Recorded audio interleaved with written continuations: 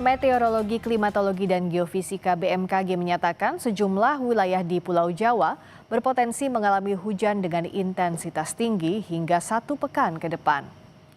Tingginya curah hujan di sejumlah wilayah di Jabodetabek dan sejumlah wilayah di Pulau Jawa karena adanya gangguan atmosfer.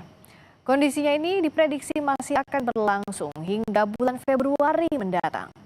Kondisi cuaca ekstrim yang melanda sebagian besar Pulau Jawa hingga Nusa Tenggara ini dapat memicu potensi banjir, tanah longsor, hingga gangguan pada sektor transportasi di wilayah terdampak. BMKG mengimbau masyarakat untuk tetap waspada dengan intensitas hujan panjang yang disertai dengan angin dan petir.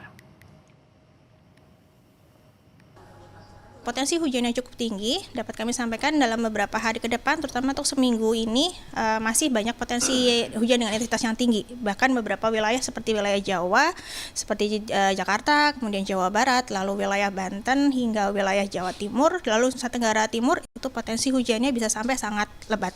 Kemudian kalau kita lihat lagi, memang pada periode ini bulan Januari ini masih pada periode musim penghujan, di mana karakternya kan wilayah pada musim penghujan itu moisture-nya cukup tinggi gitu ya. Faktor kebasahannya cukup besar, kemudian juga ketika terjadi hujan durasinya bisa lebih panjang gitu ya. Ini mungkin perlu diantisipasi hingga bulan Februari mendatang, di mana potensi hujan yang durasinya panjang, hujan yang disertai dengan kilat petir dan angin kencang juga masih perlu diwaspadai dalam sepekan ke depan.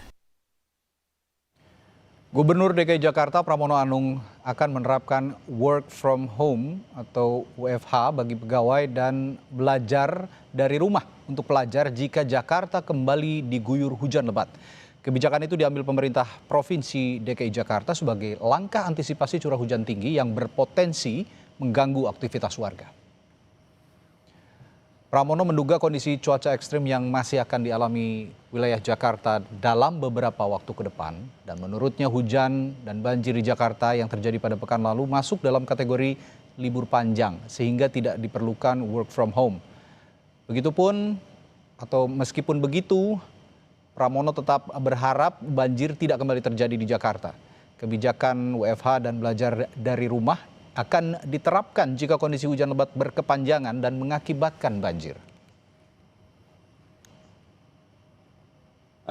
Kalau memang akan terulang kembali, dan mudah-mudahan tidak ya, mudah-mudahan tidak. Karena kemarin ketika curah hujan di hari Sabtu Minggu, kebetulan kan lagi libur panjang, sehingga tidak memerlukan work from home. Tetapi kalau kemudian ada indikasi seperti itu dan di hari biasa, saya akan memutuskan untuk dilakukan work from home, terutama untuk anak-anak didik kita. Sementara itu pemerintah Provinsi Jakarta juga akan menyiapkan mobil derek dan rekayasa lalu lintas untuk warga yang terjebak di lokasi banjir. Langkah ini diambil sebagai bentuk antisipasi dan menghindari penumpukan kendaraan khususnya roda 2 yang terjebak dan mogok di tengah banjir. Di mana pada saat terjadinya banjir ataupun genangan, petugas wajib melakukan rekayasa lalu lintas. Untuk bisa melakukan rekayasa lalu lintas, mereka harus mengecek ketinggian air, sehingga kendaraan yang akan melintas itu bisa diatur untuk tidak terjebak di tengah-tengah banjir. Bagi roda 2 yang sudah terjebak, kami kerahkan derek untuk mengangkut itu, ataupun truk dinas perhubungan mengangkut itu. Sehingga kejadian seperti kemarin di Astra misalnya, di Sunter, itu bisa kita lakukan mobilisasi motor dengan kendaraan truk di sub dan juga pengaturan rekayasa lalu lintas.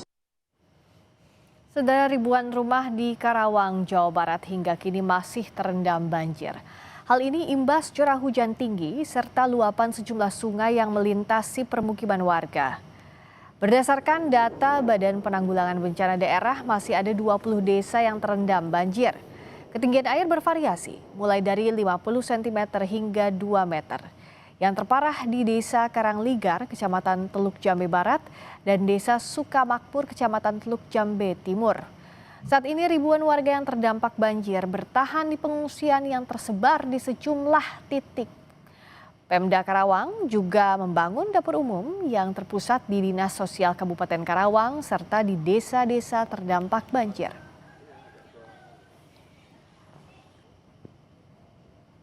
Hari ini masih ada sisa kurang lebih sekitar 7 kecamatan, dan yang paling terparah itu adalah kurang lebih sekitar ada 2-3 desa.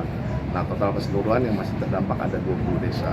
Mendapat bantuan juga dari pemerintah Provinsi Jawa Barat, tentunya untuk para korban banjir, dan di mana juga hari ini juga kami seluruh puskesmas maupun rumah sakit umum kami tentunya juga siaga terhadap para bencana korban banjir ini. Sedangkan di Kudus, Jawa Tengah, seminggu berada di pengungsian, sejumlah warga terdampak banjir dilanda kejenuhan dan ingin segera kembali ke rumah dan beraktivitas kembali. Meski dalam 2 hari terakhir intensitas hujan sudah mulai turun, tetapi banjir masih merendam permukiman. Pemkab Kudus sudah melakukan pompanisasi serta pembukaan pintu air selama 24 jam, namun kedalaman banjir di sejumlah desa masih berkisar 30 hingga lebih dari 50 cm. Senang tapi ya kudu mulai, Pak. Kenapa nggih kudu mulai ya kudu ngerti apa rumati omah kudu apa-apa ngoten teng griya. Nah teng mriki kan cuma turu-turu mangan ngoten. Ini pompa pintu air kita buka bareng-bareng ya. Kalau pintu nanti ada 8.000 liter per detik, kalau nanti pompa ada 5.500 liter per detik, dan pintu yang kedua ada 4.000 liter per detik. Semuanya akan lepas. Yang juga jadi perhatian adalah berita dari